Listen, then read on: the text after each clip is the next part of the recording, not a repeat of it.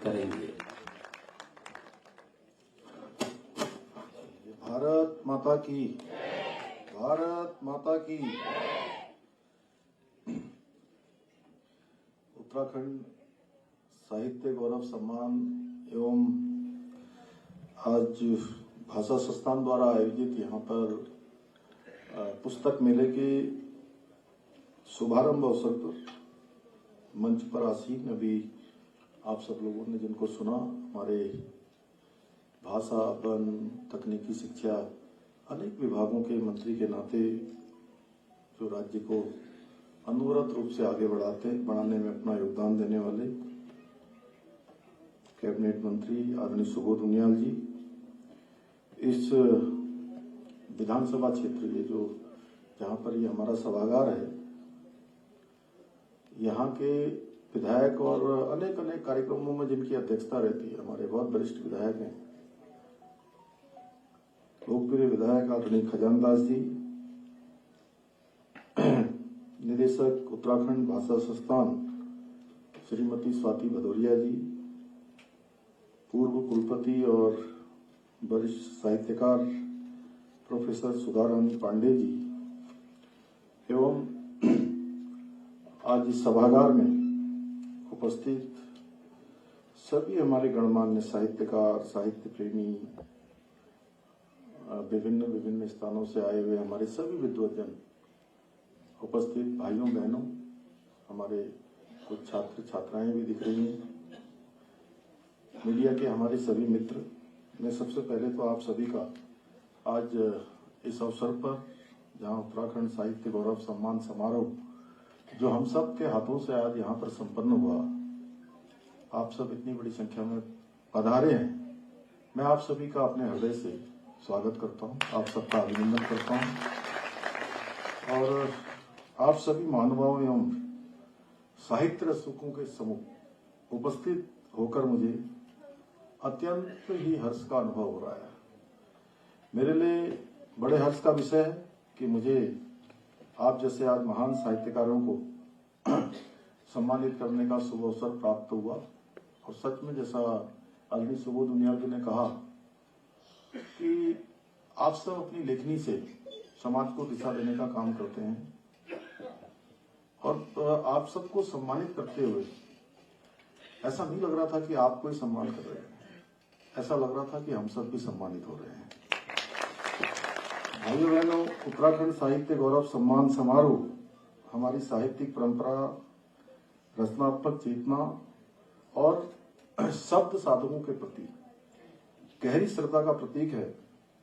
ये मंच उन सभी महान विभूतियों को समर्पित है जिन्होंने अपनी लेखनी से समाज को न केवल एक दिशा देने का काम किया है बल्कि उत्तराखंड की संस्कृति को भी नई पहचान दी है।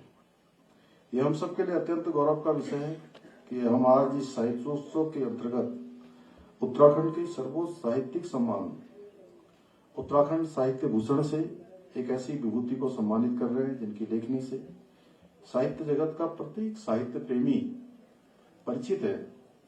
सुभाष पंत जी ने न केवल उत्तराखंड बल्कि समूचे हिंदी साहित्य के लिए प्रेरणा के वो स्रोत रहे हैं।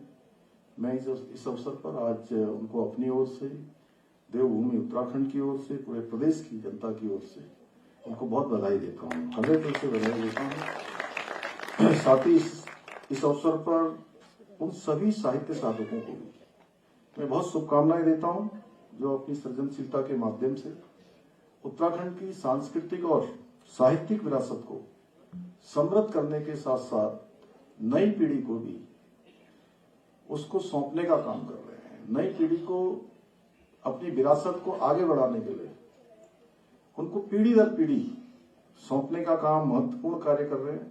भाइयों बहनों, हमारी देवभूमि हमेशा से ये रचनात्मकता की भूमि रही है, योग की भूमि रही है, ज्ञान की भूमि रही है और संस्कृति का एक अद्भुत केंद्र रही है जहां विचारों की ज्योति ने हर युग में समाज को प्रेरित करने का काम किया है, समाज को दिशा देने का काम किया है।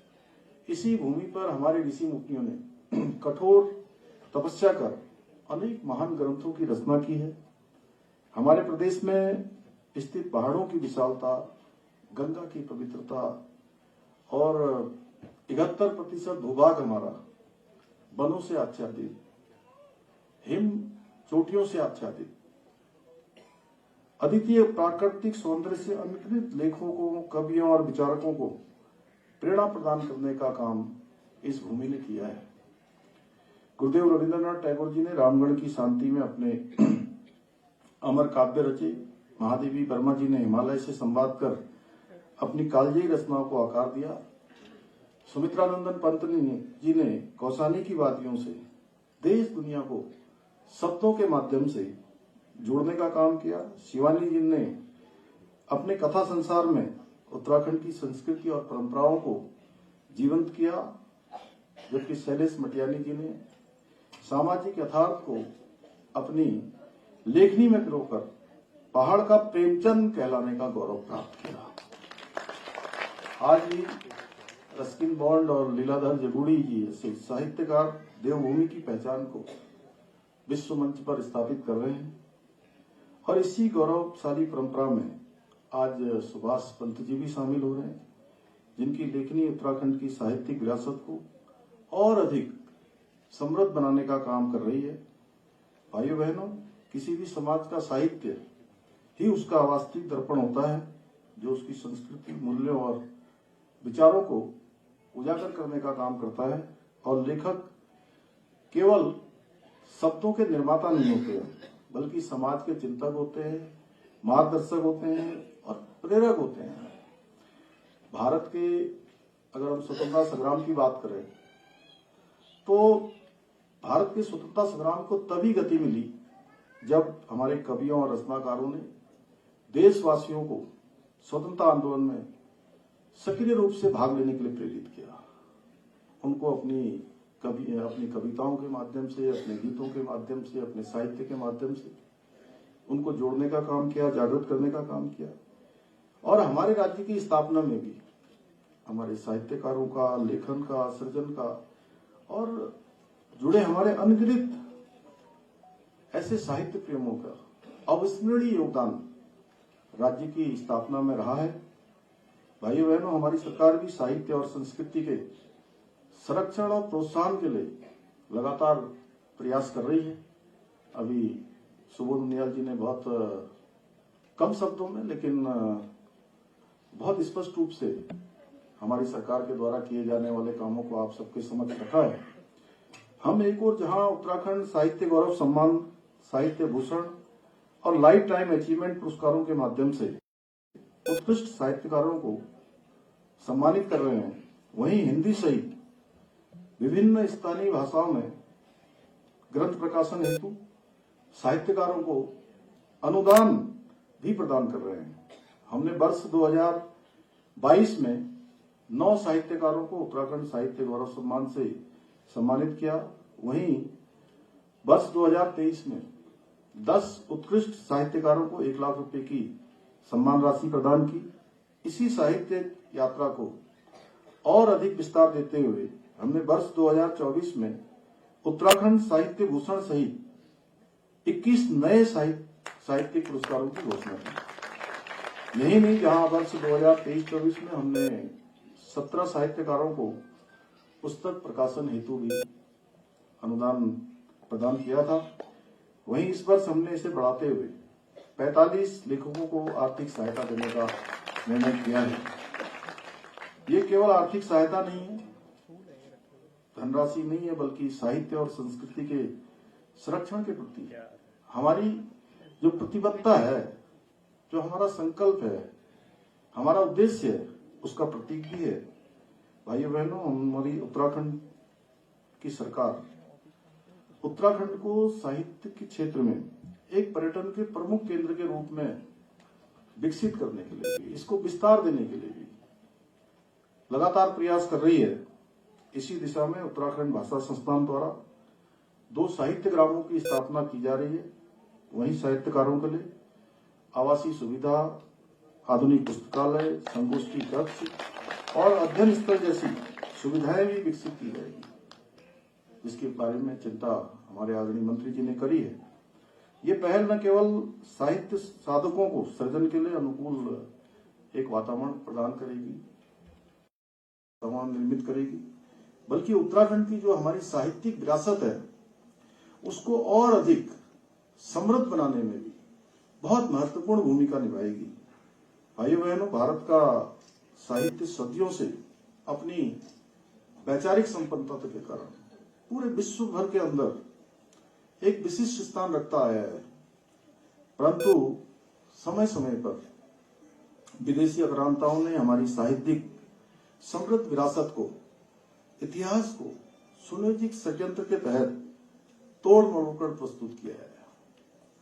दुर्भाग्यवश पूर्व के समय में उसको सुधारने के बजाय तुष्टीकरण के चलते हमेशा उसको नजरअंदाज किया गया। जिससे हमारी जो गौरवशाली साहित्यिक धरोहरें थी वो लगातार अपने आप को उपेक्षित महसूस करती रही, उपेक्षित होती रही। परंतु आज देश के अंदर आदरणीय प्रधानमंत्री श्री नरेंद्र मोदी जी के नेतृत्व में अपनी सांस्कृतिक और साहित्यिक विरासत को आज हर क्षेत्र में उचित सम्मान मिल रहा है, उचित मंच प्रदान किया जा रहा है। और उन्हीं से प्रेरणा लेते हुए हमारी सरकार भी भाषा संस्थान के माध्यम से राज्य के बिखरे हुए साहित्य को संरक्षित, संकलित और पुनर्स्थापित करने के लिए ठोस योजनाएं बना रही है।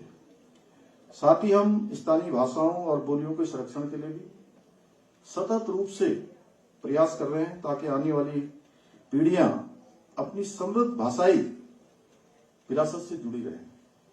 और आप सबको याद होगा 9 नवंबर 2024 को राज्य स्थापना दिवस पर आदरणीय प्रधानमंत्री जी ने भी हम राज्यवासियों से जो अपेक्षा की थी कि अपने बच्चों को, भावी पीढ़ी को हम अपनी बोली भाषा से जोड़ने का काम करें।